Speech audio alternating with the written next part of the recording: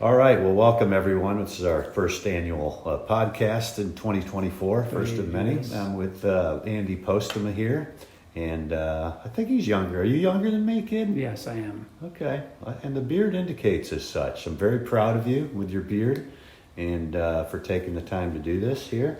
We really don't know what we're doing, so that'll come across as obvious, but it's okay because we might be the only two who actually watch this, so... True story. That is true. Andy, 30 seconds. Give me your life story in 30 seconds. Not me, because I really don't care, but others may I'm a wanna bastard know. child, and my mother had me at 19 years old. I got married at 28, and we have two sons, and been married since 95 with some good dips and valleys along the way, and some good mountaintop experiences. Coach and teacher for 24 years. Stopped doing that in 2016. We started a roofing company and construction company and serve people that way now. And I still coach baseball. And that's right. This man is a man of all mans. Let me make that clear. And I want to emphasize that. And I'm Doug Hagedorn. This is so odd because he's sitting across the kitchen table and I'm looking at him. And now he's looking at the screen, just shaking his head, going, "What are we doing here? What are you doing? What are we doing?" So that's okay. I'm Doug Hagedorn, and this is I'm from Michigan originally, as is Andy. He slept on my couch when I first after we graduated high school together, class of 1983, just to age us here a little bit. But when we moved to Texas. And while I'm married, I'm actually married, and he's sleeping on my couch. Is that true? I don't remember that. I think it is. I asked my wife to validate, and she said yes for a few months. And so he owes me, and so I'm actually staying in his house now on a mattress, which is beautiful while I'm in Texas. So we've both been in Texas for 30 plus years now, and so this is home. 90, yeah, I guess it is 90-ish. Mm-hmm. Yeah, and so I'm in New York right now, but came back to Texas for a funeral, so hanging out with the post dog here. So we're going to talk about a topic tonight that's been rattling around in my little brain for a while, and so I wanted to get his wisdom because you'll find he's much more articulate and intelligent than I am. But I've done a little bit of research on the topic of calling. And what does that mean? And actually, Andrew, I've been kind of wrestling with that recently because we moved up and uprooted our family again for like the third time in a few 4 years. or 5 years, moving as much as I moved when I was in grade school and high school. And we're not even in the military. So I think I had 14 homes. Yeah, you did. I remember that from about 5th grade to 12th grade. College Street and then down to Wealthy Street. But we don't have to go through them all. Chicken coop. Yeah, we've got a lot of stuff there. Yeah. But so we uprooted the family and moved across the country to New York for a job, and then the job was gone after 3 months. So I was kind of questioning not my faith or I was questioning my wisdom, first of all, is why did you do that? I think we all were. Yeah. We were all questioning what you were doing. I don't need your opinions I know, on that. I'm just saying. So, but I appreciate that. Okay. And, but the question here would be, as I was wrestling with, well, did I miss my call? Because I've grown up in the church, really, and I think there's been some misconceptions and maybe even some fallacies or incorrect teachings about what's your call. Because when I got serious about my faith, you and I did the same day in Texas back in 1991, Desert Storm, I believe. And so at that point, I felt like, well, isn't a call... You have to go to theology school and get a piece of paper and a degree, and then you can go be a children's pastor, then a youth pastor, and then a junior pastor, then a senior pastor. The ubiquitous ministry. Yeah. Are you going in the ministry? What is the ministry? The ministry. What does that mean? It's a demarcation of those who are spiritual and those who are not. The ministry. Oh, you're in the secular world? We're in the ministry. And that's where the church has looked at for a long time is ministry and have separated it. When in fact, your whole life, if you're a believer, your whole life is a ministry.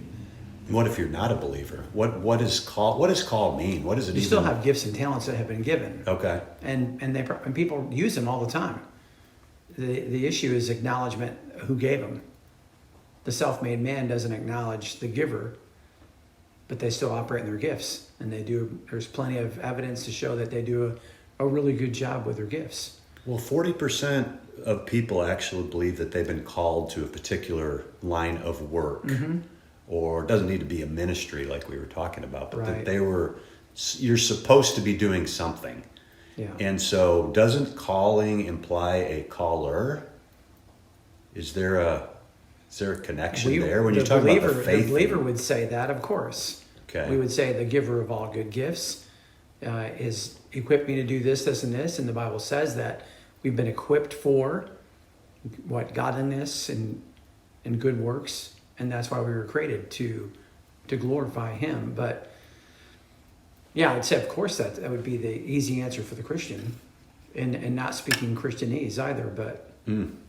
But people that innately understand their calling, still, they may not acknowledge that it comes from God, but Romans says that everybody knows.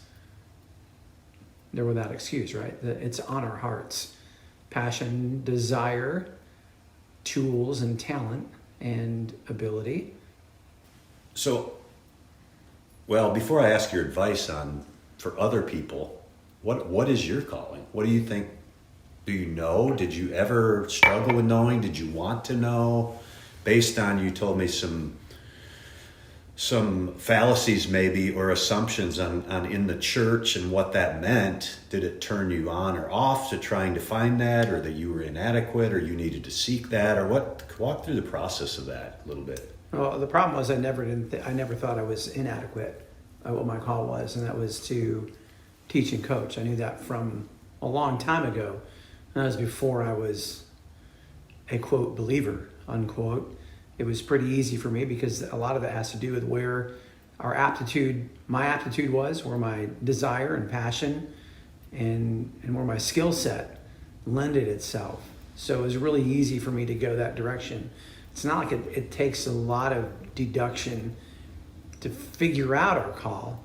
I think it's not so much people always say, well, follow your heart, follow your passion. But there is some truth to that, to say what makes you come alive. And if you know what makes you come alive, that's a pretty good clue of where you should start heading and doing. So for me, it was coaching and teaching. And honestly, some of it may have been because it was a path of least resistance academically in college. But I mean, playing baseball in college, it was really easy to take these classes and this class. And then, I graduated. Here we go. I guess I'm going to teach and coach. But it's what I love to do. So what happens, because I've been wrestling with this too. So follow your heart and follow your passions. What if it doesn't pay the bills? Like I know I want to teach or be in the hot tub. So I think Mike Rowe answered that pretty well. Like there's still some value to hard work. And the Proverbs says that all hard work brings a profit, but mere talk leads only to poverty. And that's not some spiritual wisdom. That's practical wisdom and advice. Go, put your hands to work. Put your hands to the plow and work your ground wherever you might be. And you've got to be where your feet are, but you got to work your ground, whatever that is.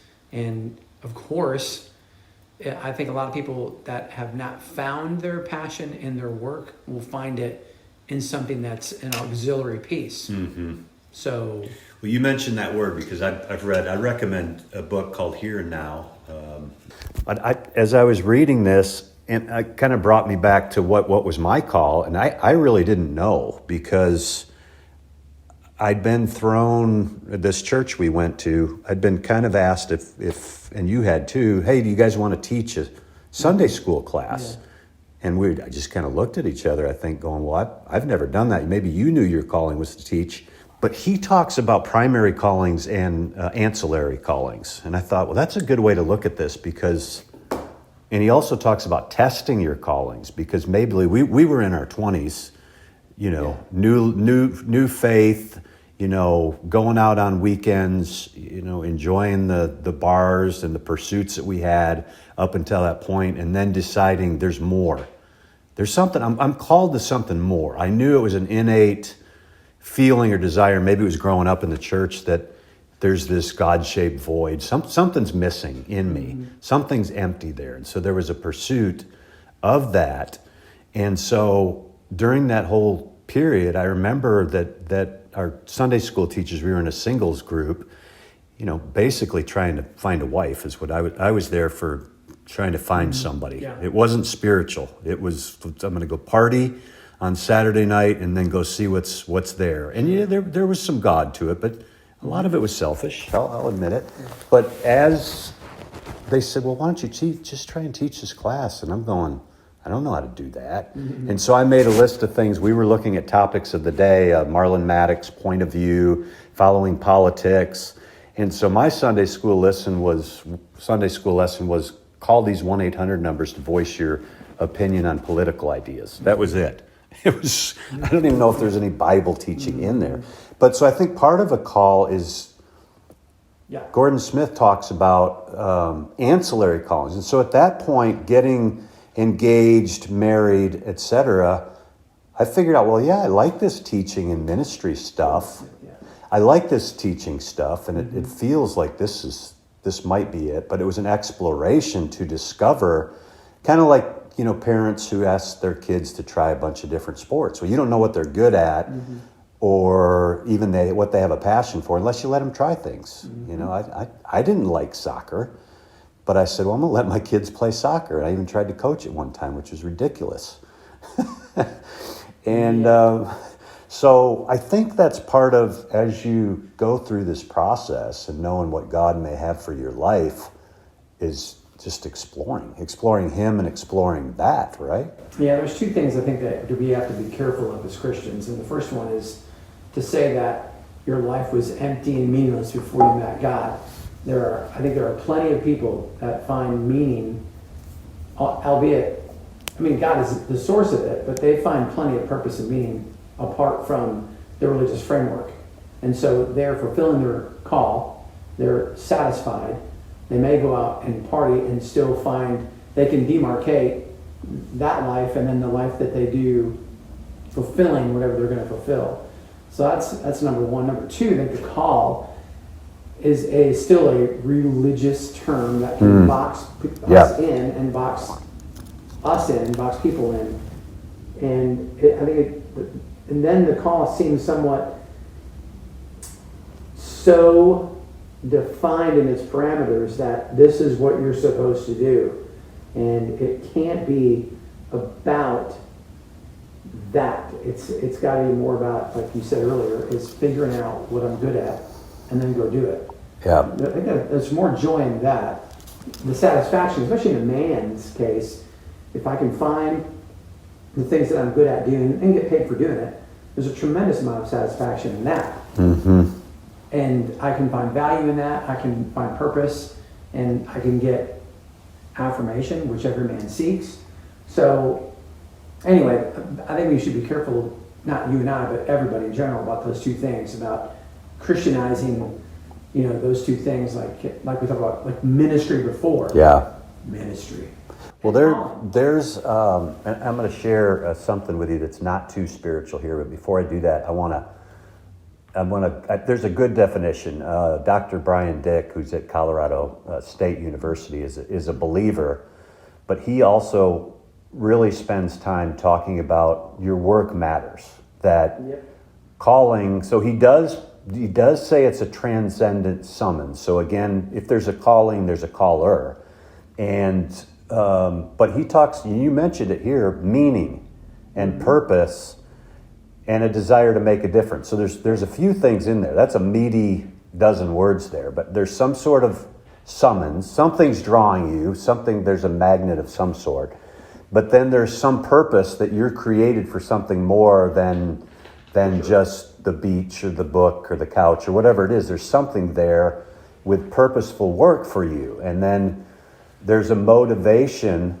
And I think there's levels of this and your desire to make a difference. Eric Erickson talked about as you get older, and usually your mid 30s and 40s, you start to think about, them dogs are barking. He just took his shoes off. Actually, he just took his shoes off. So those dogs are barking here. But that's good. But Erickson talks about this concept of generativity, which is making a difference and leaving something behind, or a legacy. And so this is a little bit of a desire to make a difference. There's a current state, and then I think in our American mindset, we just think about today, or the month, or the quarter, paying the bills, instead of, what about when I'm gone? Making a multi-generational impact. And so that's where I think this calling, here's some thoughts on it from Dr. Dick. So there's this transcendent summons, someone or something. There's some exterior pull. It originates beyond the self. And then you hit the nail on the head there with purposefulness and meaningness. And then, back to the philosophers of old, what is this concept of higher good and meaning? Any thoughts on that, and maybe the secular versus spiritual? Because I do think you're right. It gets pigeonholed as kind of it's a religious thing. Yeah, we can't define that, I don't think, in terms of it's secular and spiritual, because both, God wants us in both. And we are a being that's going to be operating in both of those things all the time anyway. So I think it's really easy for the Christian to go ahead and hide themselves in the Christian bubble and go, this is my life here, and then this is the life I have someplace else. But it's not. Purpose and meaning is essential, and if we don't have it, there's no point. And people know that. It doesn't matter if you're a believer or not. We can have a heightened sense of it because we have the Spirit, and it can be guiding and directing us into maybe some more distinct and specific areas that wouldn't have known otherwise. But everybody knows at some point they want to make a difference. And there's a few, and I don't care what anybody says about nihilism and everything else, but it's a definition for maybe a certain behavior, but nobody wants to operate in nihilism all the time. Maybe on a weekend or a weeknight or a party. So nihilism, so Nietzsche actually said the why for living. So even he, who didn't believe in God, didn't he say God was dead, or what? Yeah. Well, it was more about, if these things took place, God is dead. He knew God existed, but he was more talking about the way that we were going in behavior and in the mode that we were going. Like, if these things continue in this manner, God essentially will be dead. So it was more not some kind of raging of he is dead, therefore go. Just said, this is, if we're going to operate in this way, this is what's going to happen. How do you describe nihilism? What would that be made up of? Well, nihilism simply is a nothing really matters. My behaviors don't impact anybody else, and I really shouldn't be affected by anybody else's behavior. At the core of it, and I'm not going to really answer for anything. So that would tend to lead someone to say it almost sounds selfish that there's not a higher purpose or calling.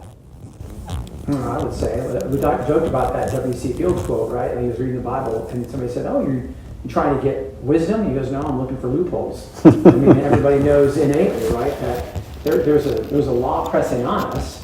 There's an ought to, right? There's an ought to, and we know that we don't do the ought to. So it's something outside of us. It does transcend us, and Lewis called it the moral law that we're all aware of. And if you whenever you start saying ought, you're implying something is a better good or good outside of that.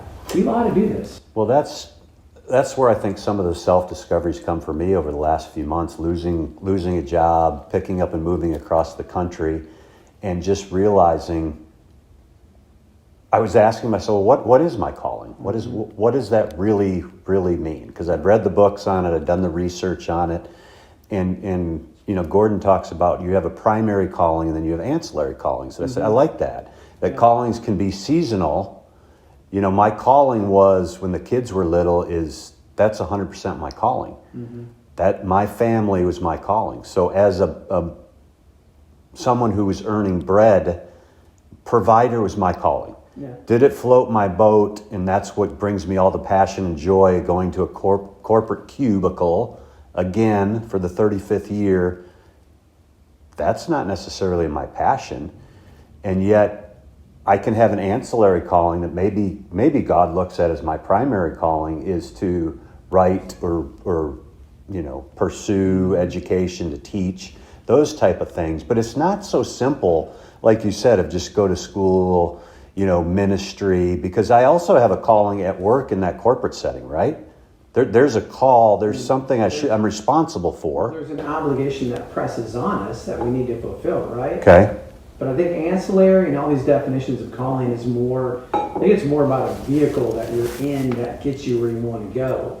So I will give you an example of this from teaching and coaching. I'm not doing that right now, so am I missing my calling like you asked me the other night? But we are just driving different vehicles now to get us. So the roofing and construction is a vehicle for me. A vehicle to do what? Well, to love and serve people. The ultimate undergirding foundational calling is to love and serve people. Mm-hmm. That's it. It doesn't, and so you've got to figure out the job is the vehicle. So it may not be like what you want to do, but I don't want to drive in a used Toyota, but it's my vehicle that I use to get to where I want to go till I can afford to buy whatever it might be. Yeah. So the vehicle is more, I think it's I like that. better to go ahead and look at, I'm not saying good, better, best or whatever it might be, but we have a vehicle that we use to do what we're supposed to do as far as our gifting goes and our talents and our abilities. And so like in your case, your vehicle was your job to be able to provide money to do the things that you guys want to do. So fulfill your calling. Yeah, I mean, we could say, anybody could say, well, parenting is not my calling. That's a bunch of, money. Because if you're a parent, that's the number one thing is you're shooting arrows into the future, like the Psalm says, right?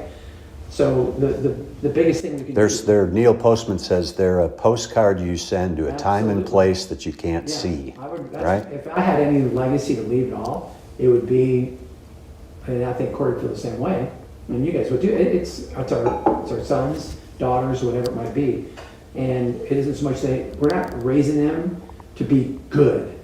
I don't care about good anymore.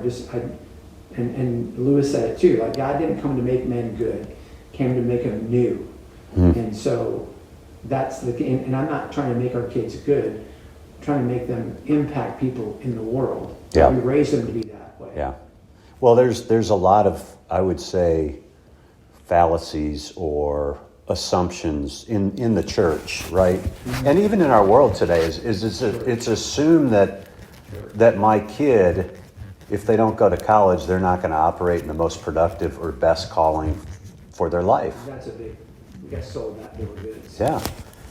And so there will be shame in that or comparisons with others. And so, as I was doing some soul searching of what is my calling, because I believe it is different now in this season of my life than it was 30 years ago. And it changes and shifts, and there's primary callings and secondary. You could really break it apart. And what's my calling for today? I have a calling for today. But for me, my calling was John 3:30, which is more of you and less of me. If I can just boil it down, for me is the pursuit. And if I'm pursuing God, and if my spiritual ears are open, and if I'm in His Word, the calling, the caller to me, we got the Bible, right? And so we were talking about that today. Go ahead. You have parts of the Bible. And you also have many different versions, which can be confusing. Well, is the Messenger the right one, or the King James? King James wasn't the most purest guy. A lot of our leaders in the church today are falling left and right. And so who is your role model, or where do you go for it? Because if you boil down, I've been watching the series The Chosen. I don't know if you've watched it. There's some pros and cons about the accuracy of that. People are picking it apart, and I'm going, it's entertainment. And yes, you're depicting Jesus, so you got to be careful of that. But if you go look at what's your primary calling in life, and I came to the conclusion it was two simple words. You gonna guess? Come on, give me something here. You can never have enough wire. Fish sticks. Yeah, That's 2 words. What were they? Follow me. Follow me. No. And so I immediately pulled up ChatGPT, and much smarter than me. But Matthew, Mark, Luke, and John recorded Jesus saying, "Follow me," 12 times. And I thought, well, that's the 12 disciples, right? Mm-hmm. Calling the fishermen out. But he didn't do that one at a time. And though if you go look at the Gospels, he did call each of them, but he also used those words, "follow me," in group terms. He had many people around him, and he was teaching, and he called them. So he used the terminology with future disciples, but also with what he called whoever and with anyone. Mm-hmm. And so that means even if you're not a faith follower or a disciple, is you still have a deep, innate follow me decision to make, don't you? Are you asking within the context of what he said, or? Well, okay, let's assume you're putting him in the shape of the caller, okay, mm-hmm. back in that time, in the 2,040 years ago, right? So what was the challenge he was giving as the call to not just the disciples, but when he was the Sermon on the Mount, Matthew, the book of Matthew, chapter 5 through 7, I believe. Yeah. What do you think about that? There was a different purpose, I think, that he had behind that, because he knew the time was short. So there was immediacy to the calling. Abandon yourself in this moment to come make a difference in the world. We've got 3 years. Less than that. Yeah. He knew that time was short. So in the practical things of life, we can't be abandoned to Jesus 24/7, because then we wouldn't get anything done. So there was a practical purpose to the call. Leave this temporary state right now that's not fulfilling. Come with me for this short time and be fulfilled. And while we're at it, you're going to see the world turned upside down. So those are those brief pockets, I think, that when it's crystallized for people and they get epiphany, like, hey, I'm going to do this. Yes. And it makes sense to them. They have meaning and purpose behind it. It's the less, if you're doing things of meaning and purpose, you don't have to worry about the greater good, because the greater good is going to be benefited by it. So when we throw in that, I saw that piece down there, like the greater good, meaning and purpose, loving and serving people is the call. At least that's what I think. That's, if you're going to look at one thing, and Farley talked about this a while back. Farley, who's Farley? Andrew Farley. Okay. Revolutionary teacher on grace, but talked about, everybody's still worried about God's will. What is God's will for my life? What is God's will for this? And God's will is that everyone come to know him and believe. After that, he gave you a brain and he gave you some talents. Quit trying to put God in a box and you in a box by every day. Well, what am I supposed to do here? Where should I go here? What's the God's will for my life? God has given us a tremendous amount of freedom and some wisdom along the way too. And yes, he directs our steps. But if you think about it from a parent's perspective, and your son or daughter comes to you and asks you for advice, you're going to guide and direct those things, but you're not going to dictate every step along the way. And that's how God operates too. At least now that in a more revolutionized thinking of what he's doing in our lives, it isn't about commanding control. It's laying down the old life for the new life. And by the way, with this new life, you're going to have different desires. Now go. So I think that short period of time Jesus was calling him was a different rationale or reason than it would be for if they were setting up the next 60 years. He might have told something a little bit different, like, here's how we do this. But it was more abandonment. And I think there's times for us to be abandoned and yielding and all those things too. But there's a time also that you've got to essentially carry out the charge. Mm-hmm. Well, I think that was part of my refusal to accept God's call. I just let the phone keep ringing. Both of us did, you and I, until we were age 27. We'd talk to him. We'd been to church. Mm-hmm. We knew about religious things. We knew Orthodox, the Lord's Prayer, and what were some of the other traditions? The Apostles' Creed. Yeah. The benediction. Okay, I grew up and knew all of these things, and the call was something I didn't want to answer. I'm going, it just really don't want to, doesn't sound like a lot of fun to me. Well, that's the problem I think everybody thinks about too, is like, well, I'm going to stop having fun. I'm going to stop doing this if I have to start becoming religious. And I think that's it's a fallacy of the people outside of the church that are doing that, but it's a fallacy inside of the church for some people too. It's like, well, I just had to give that stuff up. Had to give up the good times and the fun, and I had to go be like sober minded, and all these things, because God wants you to be kind of focused and downhearted and serious and philosophical and you've got no other gods, no idols, don't take God's name in vain, remember the Sabbath, keep it holy, honor your father and mother, no murder, no adultery, no stealing, no lying, no envy. You have 10 things there that you can't go do and have fun anymore. No, you have 613 things. Yes, there's more commandments than that, right? Yeah. But isn't that, for me, okay, I'll tell you my personal call story here, and you may have one too. This is that story. Was I didn't want to take the call because I was afraid of what I was going to lose. So I'm dating my beautiful wife at the time, and so this is honest thinking. Number one, if I surrender all, if I give all, if I follow him, those two simple words, follow me. He's going to call me to Mozambique in Africa, and I'm going to have to be a missionary. I'm going to have to give up my pursuit of my career. He's going to call me to be a preacher. It was all about giving up. And then, on top of that, I want you to marry a 400-pound woman. And so, not be happy. This was the thing going through my mind, is what am I going to lose and give up, instead of what you're talking about is trust me. Maybe we're over analyzing this call a little bit too much. And if you just follow me, Doug, just follow me, and then trust me, and I'll work out your life. And listen, I want to use those gifts and talents and passions that you have, and not force you into Bible school for 22 years and to go be a pastor in brick walls. Yes? No? No, of course not. Like everybody has this. His yoke is easy and his burden is light.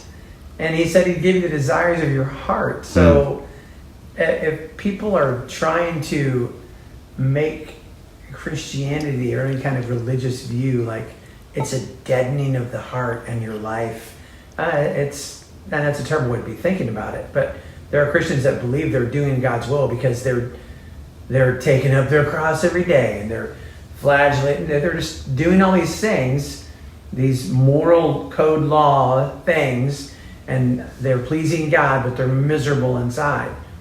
And God gave us, he said, wherever the Spirit is, there's freedom. So if you want to follow your football team and get excited about it and have passion about it, I don't know that God's all that concerned with where you stand in these things. Now, bread and circuses, yeah, I'm sure there's something to be said about, like, Super Bowl and all those things that people flock to that become idols. But you grew up kind of in a legalistic religious setting too, right? Where it was about those rules. I became a pretty good legalist. I didn't grow up in a legalist. Okay, you put that on yourself? Oh yeah, I was performance driven. I mean, we still are to some degree, but to me, God was going to be the same way I was. I expected certain things to be done right, and performance oriented things, and I figured God was the same way. So this is an Andy-shaped God. No, for sure. For many years, it was an Andy-shaped God. That and it impacted my view of God. The way that I looked at others was the way that I thought God looked at me. And we can't help but do that. And people would say their parents helped them shape their view of God, how their parents interacted with them. For me, that really wasn't a factor. It was me being more about performance and being performance driven, which then God, that's how God is. Mm-hmm. Right? He expects certain things, and if you don't, he's disappointed. And that's just how it's going to be. So you got to make up for that. Yeah. So low these many years now, sounds like you've had multiple callings, and callings have shifted. Your definition has changed. You're a little easy on yourself. For sure. What piece of advice would you give someone who says, well, I want to find my call? Well, I think I would say it's fairly easy. And I think it really comes down to what makes you come alive. What stokes your heart and your piques your interest, what gets you up in the morning, is going to give you a really good clue of what you should be doing. And if it's selling artwork on the curb, probably isn't going to be a deal. Like you can't make if you're a man, you can't sort of support a family that way. But you have to learn how to figure out how to, I think, make money doing it. And if you can't, then you got to figure out a way to make money. Like Paul, when he sold and built tents while he preached. I don't think the tent thing was something that woke him up in the morning. But what burned him you don't read a lot about that in the scripture, do you? What woke him up was sharing the good news. Yeah. So the tents was a means to an end to do what he wanted to do. So for some people, it's going to be, I've got to do this so I can do this. For others, it's like, I'm doing this and getting paid for it. Fantastic. Right. And for me, teaching and coaching was like, I get paid for this. That's a bonus. Absolutely right. But now I'm not doing that. I'm doing something different, but I found joy in that too, because the undergirding thing was from John Gordon's book. I read that about 8 years ago, but it was called The Energy Bus, which everybody's read it. Most everybody's read it in sport communities. I've not read it. In sport communities. Okay. Like teams read it and all that stuff too. But it crystallized, people talk about having mission statements and those things too. And for me, it crystallized into, I'm going to love and serve people every day. I'm going to be thankful every day. I'm going to have a good attitude doing it. And if you love and serve people, so going back to your question, figure out how you can love and serve people. Because if there's an old Latin term that's incurvatus in se, and it means turning inward, and people lose their vision, they lose their purpose when they turn inward into themselves. It's good. And we've got to we're most happy when we're serving other people. Yeah. The research backs that up. Is you have more joy, you have more meaning, you have more purpose when you're serving. Altruism, volunteering, call it whatever you want. Yeah, absolutely. Yeah. So that's where the meat of this is, and that's where your happiness is going to be. Happiness is temporary, but how can I serve others? Yeah. And what vehicle am I going to use to love and serve people? And it's a daily deal. Like I'm going to do this. I'm going to love and serve people every day. I'm going to bring value, and I'm going to have a great attitude doing it. I'm going to be thankful. That's good. Right? So, we should be thankful. Well, we want to be on the mountaintop, if we're honest. And God, let's say Jesus wants us in the basin. Yeah. He wants us washing feet. Yeah. And whatever that means in your life it'll bring you joy, it'll bring you meaning, it'll bring you hope, it'll bring you purpose, and it will bless someone else. Yeah. And so we're going to conclude this segment, and I'm going to tell you about the Japanese Ikigai next. Dun, dun, dun, dun, dun, dun, dun. That was it.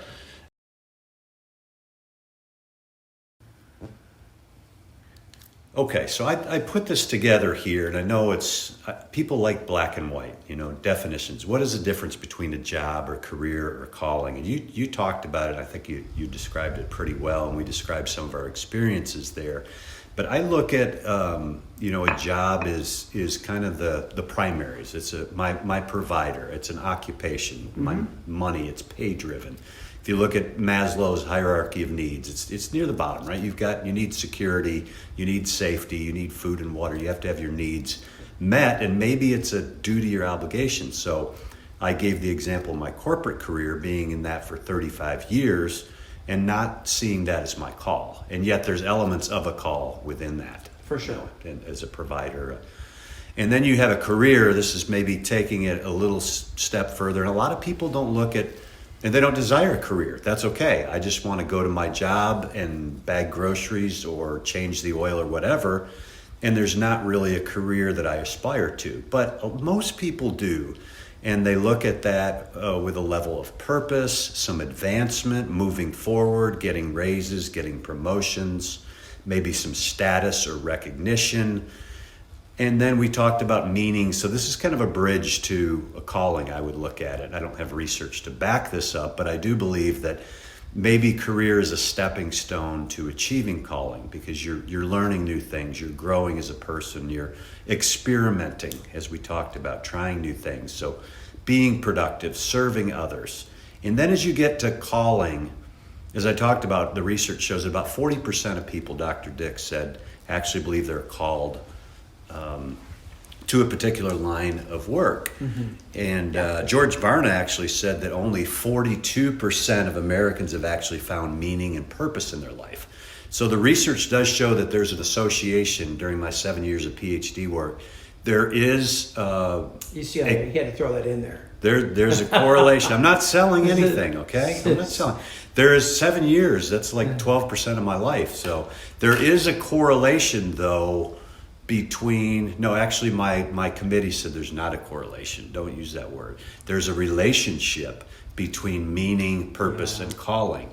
Can I prove... And yes, the research does show to some extent that Steger and Dick have done, and Duffy even to some extent, where if your meaning and purpose brings calling, your calling brings meaning and purpose. So there is a relationship there. And so I just pulled out some things here as to what a calling might be defined as. That's where you're giving of yourself. There's some care. There's a feeling of belongingness. There's community. There's meaningful work. There's satisfaction and fulfillment in what you do. There's a great book called Flow, and I can't pronounce the author's last name. I'll put it in the link here. But he talks about your calling in a non-spiritual sense is kind of like what you said is what do you really love to do? Where you're not watching the clock, you're not measuring moments, but you're just in it to win it. You're just all in. And so that flow or those areas can bring satisfaction and fulfillment. So that could be an area of your calling. You have a mission, you have purpose, you're proud of what you do and you feel good about it. We talked about the greater good, we talked about I go back to passions. the greater good real quick here. Yeah, go ahead. I don't think anybody cares selfish about the greater good. The greater good is a byproduct of people living with purpose and meaning. So I don't know that that's a great incentive. It's for the greater good. So you're believing it's... Nobody cares about the greater good. That's my belief. Okay, we're going to see some comments in the chat. That's on this okay. one, possibly. I think everybody aspires to think in that way and to talk in that way, but the greater good maybe goes out to my front door and then it stops there because we're worried about our world and maybe subcategories of that world or a subculture of that world. But the greater good is a political philosophy grounded in socialism, Marxism, whatever you want to say, humanism. So are we going back to maybe there's some fallacies with even how we're defining that? Because I guess in my simple mind, we talked about altruism or volunteering earlier. That to me is the greater good. Well, Aldous Huxley was a great altruist. I mean, you can be a really great altruist, philanthropist, all of those things, but it doesn't, and you can have really great motivations behind it. My point in this whole thing is that if you are living with meaning and purpose, the greater good is going to be a byproduct. You're going to be of great benefit and blessing to everybody around you if you're living with purpose and meaning. If you're doing things to love and serve people. Nobody really I don't think anybody operates, this is really going to benefit the greater good, because I can say I can be a blessing to my family because I'm providing whatever it might be. The greater good thing to me is a byproduct. Like if you're in sports and you have really good form on your free throw, or you're a really good hitter, great mechanics, and you're on time, the byproduct of that is being successful and probably playing a long time. In the same way, if we're talking about the greater good, you've got to live your life in a way that is a benefit to others. Mm-hmm. And for the Christian, the purpose is because we're responding to God's grace, and we want to do that because God has been so lavishly abundant in that grace to us. For others who don't operate in that same framework or worldview, maybe there's a part of them that says they do want to go, I'm going to be a benefit here, but there's still going to be an intrinsic motivation to what benefits me from doing this. Mm-hmm. Human nature. No, I would agree. This is a little bit different than what I thought, but you're actually talking more about my dissertation than me. Okay, right now, and you're talking about a lot of the research. I get an honorary PhD that has been done. The research about the like I said, the relationship between meaning and purpose. I'm Yeah, going to sounds show you good. one Yeah, thing yeah. here, Okay. okay? Yeah. So Socrates said the unexamined life is not worth living, right? would agree with and that. so Yeah. I think it's a great introspective challenge for each of us. So Which, if you stop right there for a minute, yeah, enough people don't do that. They're afraid of the silence. They're afraid of putting their head down on the pillow and then reviewing. Oh gosh, this is what the day looked like. They just we want to fill it with noise. So I think that's just a different thing. But well, no, I mean, because most I people don't I examine think that to there's begin if you with. do too much of that self-examining, there's a potential to Oh, see yeah. failure. Sure, it would bog Right, down. I'm not, especially with social media, right? Well, I'm not measuring up because I didn't get to go on vacation to so and so or get a new outfit. I don't have social media. Yeah, you're weird, dude. Sorry. But this concept of the highest good, because there's a lot of things that bring meaning in life. There's sources of meaning, and then there's benefits of meaning. And The greater good is the benefit. the greater good is a benefit of having meaning or happiness. For sure. There you go. I like that. Yeah. It's not an object to be pursued. Okay. Not a thing to base your life around. So is it wrong? Here's some questions posed here. Should one pursue meaning or pursue happiness? Will the pursuit of meaning bring you happiness? The research shows yes. There's a search for meaning, and then there's the presence of meaning. Greater good, happiness, byproducts. I think if you pursue happiness, it's going to be empty. But we're going to go on vacation for a week up in the mountains, and it's going to be a great time. But our sole purpose for going is not to have a great time. It's to go and be with the people we'd love to be with. And oh, by the way, there's some really great scenery, and here's some activities we have planned. If the pursuit was just happiness, it's a temporal state to be in. And that's more philosophical than it needs to be. But happiness and greater good are those two things are byproducts of us living with intentionality, purpose. And then thus, if we do that, there's going to be obviously meaning to it. Mm-hmm. We're going to have meaning in our life. So you're saying, because I do ask the question here as dialogue, which one is more important, the pursuit of happiness or pursuit of meaning? Unequivocally meaning. Okay. Unequivocally. Because if I live with meaning, I'm going to be fulfilled. And as a result, I'm not going to be self-indulgent. I'm not going to be selfish. I'm going to be a blessing to others. And ultimately, I would say that would be my goal, is to love. Once again, going back to the mission statement for me, my mission is to love and serve people and provide value, and to do it with a good attitude and be thankful. So those 4 things right there, I didn't make those things up. They were borrowed. No, that's good. But it fits exactly with what I would do. And which within that framework gives me a ton of what? Freedom to pursue those things that are going to bring me meaning and be a blessing to others. So you choose meaning over happiness. I think there's All a day, lot every of day. people that are choosing the pursuit of happiness. I don't think that. I think those two things, they can intersect at certain points in a day or in a year or in a lifetime. Mm-hmm. But they're running parallel to each other most of the time. Well, there's the search for meaning. There's the presence for meaning. You can find, Viktor Frankl found meaning in suffering. For sure. Some of my greatest meaningful times with God and getting to know Him were those times of suffering. Even Paul, who wrote 2/3 of the New Testament, he said, I want to know Christ and the power of His resurrection. And that sounds great. Mm-hmm. But the rest of the verse says, and the fellowship of sharing with His sufferings. Suffering. They know what that rest that means? I would say, without a doubt, like the most rewarding, long-term looking back have been the moments I've been crushed. So easily. There's more fruit that has come from being crushed, broken-hearted, broken spirited, and that's Were all. you called to that? Is that a... No, I think I think that's just life. And there's people tend to look at the things that we experience as punishments from God, or the result, the consequences of our actions or sin. Sure, you're going to have consequence to it, but I mean, it can be a difficult deal, and we're all going to, have stuff that we're going to have to face and deal with, and how we respond to it is a big part of where we're going to go. Yeah. and what God's going to do.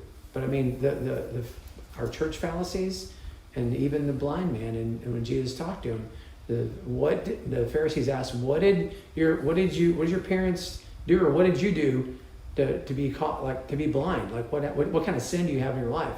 And Jesus said, this wasn't about his sin. This is about me to show the glory of God in his healing.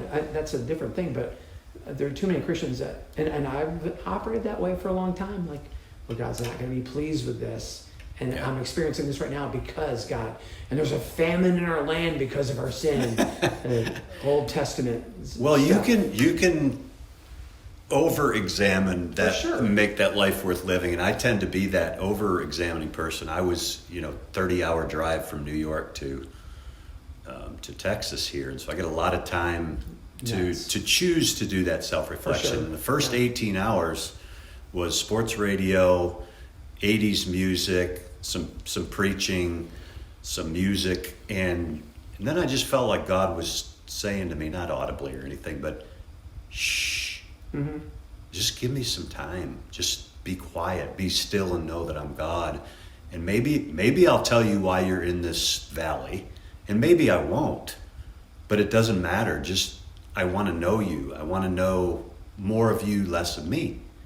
And so it wasn't a guilty, hit me upside the head 10 Commandments moment where he was saying, seek me now. It was a still small voice. Okay, yeah, exactly right. So there's two things that stuck out when you said that. First one was he didn't do it audibly. Like, you have to make some kind of qualification for God speaking. God speaks to our spirit, and the spirit gets impressed, and then it gets confirmed through whatever. Number two is God, by his spirit, is never, ever condemning, never demanding, never.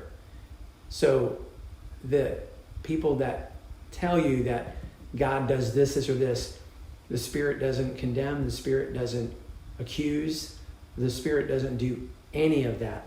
The Spirit graciously draws us and is, for lack of a better term, he's gracious, and he's gentle, and he's always going to speak in that still small voice. I say always. I mean, yes, he can be a mighty rushing wind, all those things too, but the church has done a disservice to the believer by saying, when you get convicted of sin or convicted of this, it's a heavy weight, and God's the hound of heaven and all that stuff too. But you said it a while back, just about the pursuit of God towards us, always.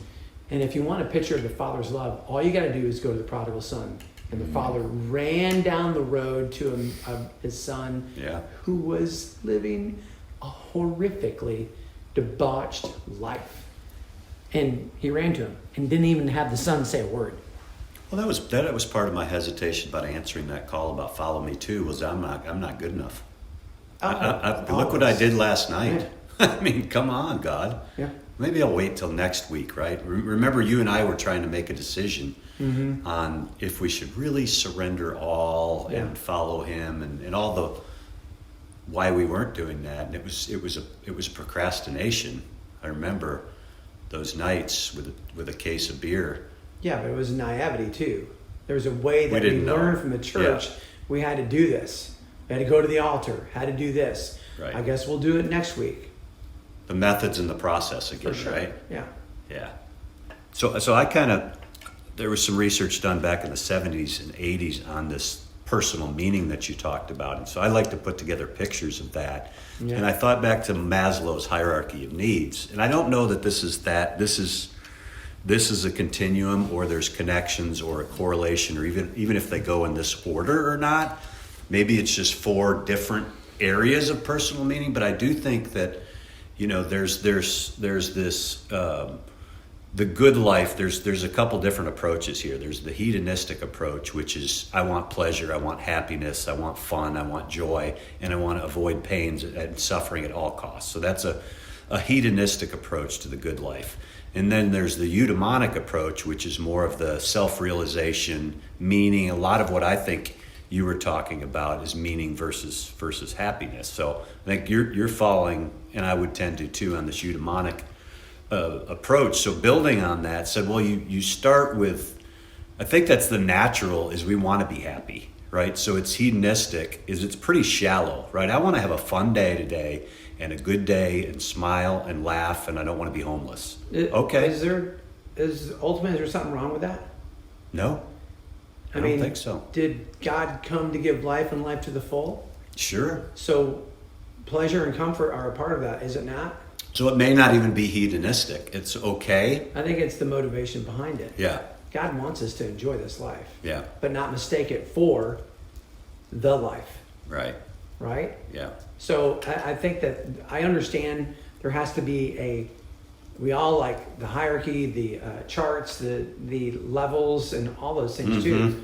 But you can't put hedonistic pleasure, comfort down here and then leave it behind because you're doing service to others. All of a sudden you get to the level of serving others and the joy goes away. Yeah. No, because, it's I had to more- leave that. I had to leave the pleasure Right. and comfort behind. Well, now it's yeah, because your graduation in ministry or calling is to be in the monastery. That's isn't like it? going from youth pastor to senior, like associate pastor Right. to senior pastor. I've Right. arrived now, senior pastorship. That's right? the monastic life, and you go look at why Martin Luther did what he did, et cetera, and looked at the 95 Theses. And if you look at those, it's not just about the giving part of it, but there's this element of self-sacrifice, right? And even some religions that believe that you can't have joy or fun. There's got to be a sacrifice, Yeah, right? if you're having joy or fun, you're doing it wrong. Right. Yeah. But So, you're right. So God gives that. I think there's some value to the monastic life, but that's almost like taking a Sabbath or like the personal Sabbath. It could be a sabbatical. I don't know that God intended us to live the monastic life for 50 years, Right. but some people decided to do that and wrote some pretty good stuff. So who knows? Yeah. All I'm saying is that you had the other. Where's that other slide? The other slide that showed not the 4 levels, but the one that was before that had the 2 definitions. Oh, the highest good. of happiness. No, of definitions of the good Calling? life. The good life. Oh, the good life. Yeah. This one. Yeah. Do that one real quick here, and then Yeah. I think we're gonna. We're gonna wrap it. No. I think we're gonna find out that these two they work together, but there has to be a sense of you knowing your identity. If you don't know Ooh, your identity is identity, good. Yeah. then okay. So the good life, the hedonistic approach, pleasure, pain. Okay, so I want to experience pleasure. I want to avoid pain. There are times I'm not going to be able to do it, and I need to know that sense of pain is something that's telling me, just like I have physical pain in my body, that something is wrong. And what did Lewis say? He said pain is God's megaphone to rouse a deaf world. And so so we can't really we can avoid it, but the good life is the approach of both of those things. The hedon, or the hedonistic behavior, doesn't recognize or acknowledge God, but all of us want to experience pleasure, and we do. Mm-hmm. And we want to avoid pain, and we do. But there's also the self-realization and meaning and thankfulness and reflection, which are good things. We can't always be reflective, and we can't always be in pleasure, because it would be exhausting both ways. But there's a mix of those things, and not dualism, but there's a mix of those things that we have to. The Christian needs to find the mix in that and not be extreme in one or the other, and judge those who have chosen to go whatever season they're in and go off and do whatever they're going to do. Right. We have to be careful on that stuff. Well, if you go look at, I think is it Isaiah, and he says, "I have called you by name. Mm-hmm. You are mine." Identity. It's a very personal. Who are you in Christ? Right? Is my life changed back in 1991 when I was willing to exchange, redeem. My identity was like, here, it's yours now. Mm-hmm. I'm willing to. That's for me the calling piece of it was when I was willing to surrender. Yeah. My pursuits, my passions, Yeah. my hedonistic goals to him and that identity.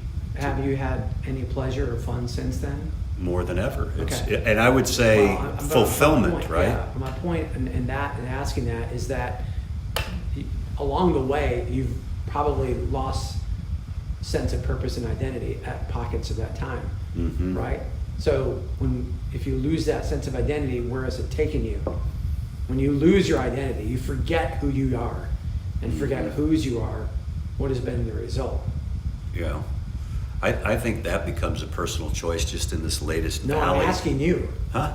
I'm Well, I'm just asking- giving a generic philosophical No, PhD I'm answer. asking you. There are times. He's not going to let me get away with this. No, I'm saying It's there- bedtime for you, kid. when we lose our identity, Mhm. forget who we are, and we've all done that. And you can say that we exchange the old life for the new life. Absolutely, new creature in Christ, Mhm. new heart, right? All those things too. But there have been moments along the way that we have, the reason that we sin and make that willful choice to sin egregiously or whatever in between is we forget our identity. Mm-hmm. Yeah. So the consequences of forgetting your identity are pretty strong, Yeah. even to the Christian. Yeah. Well, it's because I remember a night during this valley of not having a job. I think we all tend to find, men specifically, I would say, more so would find their identity in their work. If you go to a happy For sure. hour or Mhm. a meeting, an extrovert party or something, the first thing is, I'm Andy and I'm Doug, and what do you do?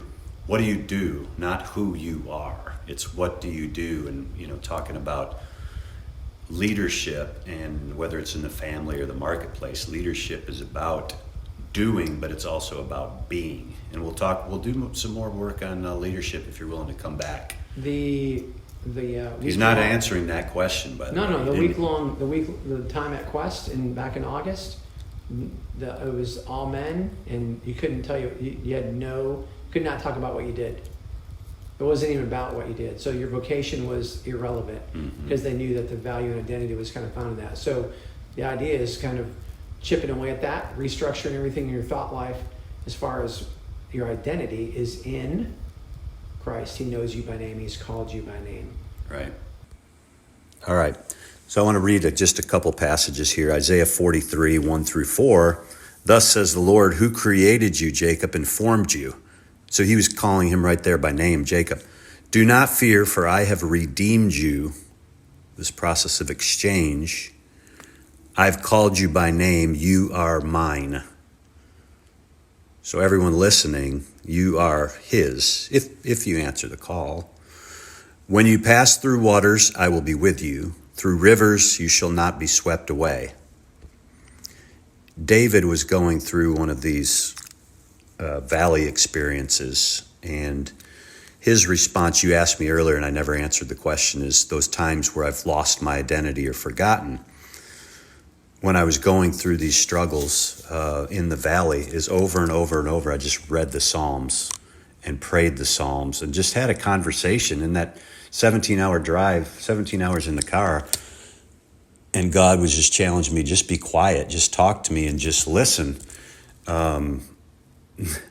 Just that's what prayer is, just talking to him, just having a discussion. I do it out loud now because that makes it more real. There's not a right or wrong way to do that. But when I'm driving in the car and having a conversation with him, prayer doesn't mean you have to go into a confessional booth or into a closet somewhere. It's just a discussion, as you were telling me, a constant, continual Between two mature adults. two That's peeps. Dallas Willard, though. Yeah.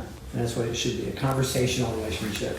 Here's what David said. He said, but I trust in you, Lord, and say, you are my God. My times are in your hands. Deliver me from the hands of my enemies.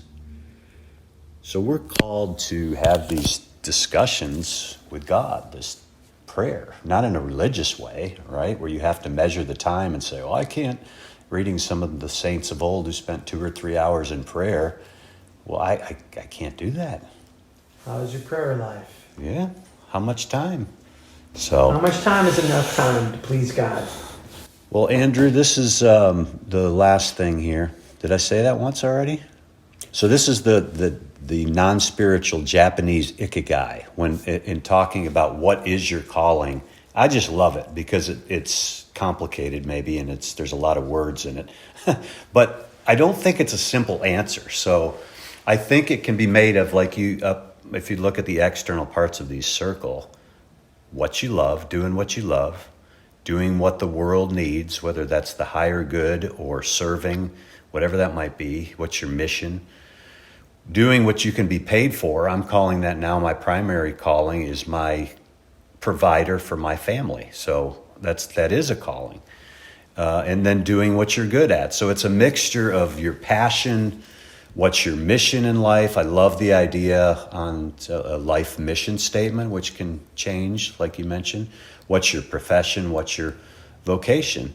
And those things, you mentioned happiness being a result of pursuing meaning, right? So if you look on the external part of the slide, if you're pursuing that mission and passion, doing what you love, there will be delight and fullness, but maybe not money.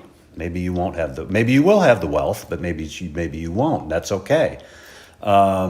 If you're pursuing your mission and vocation, maybe what the world needs, there can be an excitement and complacency, but a sense of uncertainty. Where am I going? Is this permanent? Is this long term?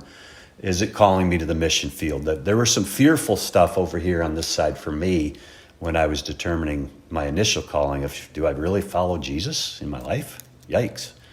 And then what you can be paid for, again, can give security, safety, Maslow's hierarchy of needs, those bottom tier things, but maybe some level of emptiness.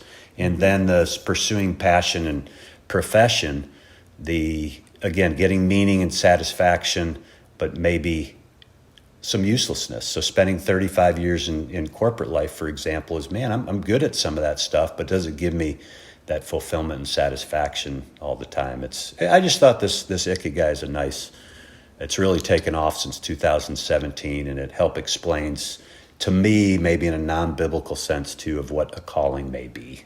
Mm-hmm. Any thoughts on that? I think they all can be intertwined and merged, and you just got to figure out, I think, ask for enough wisdom and be discerning enough to figure out where those things intersect, or if they're both one and the same, or if they're always going to be separate for this season. I might have a job, and I think that's where I'm at in this season right here. Is I have a job that is may not be my calling, but it is a vehicle for which I can serve others and provide things for what I really want to do for my sons and their wives and our grandchildren and my wife and the people around me. We want to be a blessing in a certain financial way. And so the job that I currently do, I don't dislike, but it's probably not what, if I had to spend enough time in either fasting or prayer or whatever and go, God, is this what you want me to do? He may say, I'd rather have you be doing this, but go. Mm-hmm. And I don't think God works in that way to where he's, we talk about opening and closing doors, and, if God opens one door or closes our door, all that stuff too, God is going to give us enough freedom to walk with him. He's a gracious God, and so he'll guide those steps. And we have our sons didn't always do what we wanted them or like them to do, but it didn't impact the relationship to the point to where I'm not going to talk to you today because of this. It's just, God doesn't work that way, and we're seeing that more and more as we become less religious and less legalistic. Well, I loved, there are 3 instances, I think, in the Bible where Samuel, Mary, and Isaiah said, here I am, send me. Yeah. And he's not necessarily looking for all of those things on the Japanese Ikigai. Well, are you good at this? Because we started a school, which is ridiculous. 20 years ago, we're not educators. Right. But I think God was looking for, and even when I look back on that, was I called to do that? No, it was the need was the call, which, man, I go back and forth on that one. You could do a whole session on that. Yeah. But there was a need for that, and throughout it all, yes, it gave me satisfaction, fulfillment, and all that. But we were looking at I don't know, God, how you want to use me, but I do want to just not stay focused just on me. Here I am, send me. Those 3 times that was said in the Bible I think that's what kind of God is looking for in some cases, Was he right? specific in his commands when he sent them? Well, when I think about, somebody asked me about, give me some examples of calling in the Bible.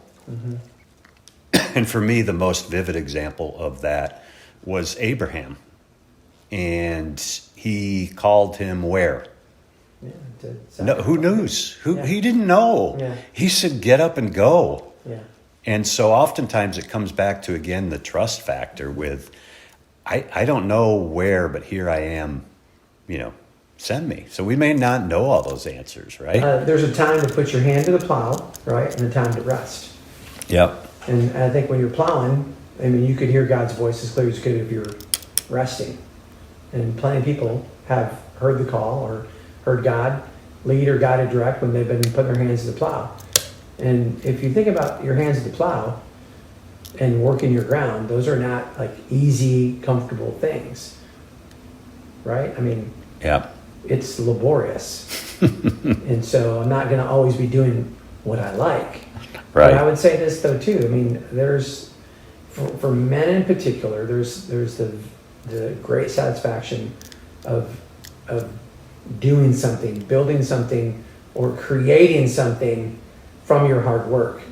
And that sometimes I've heard it said though. So there's a reward for hard work is that you produced it. And the reward for your effort is that you change yourself.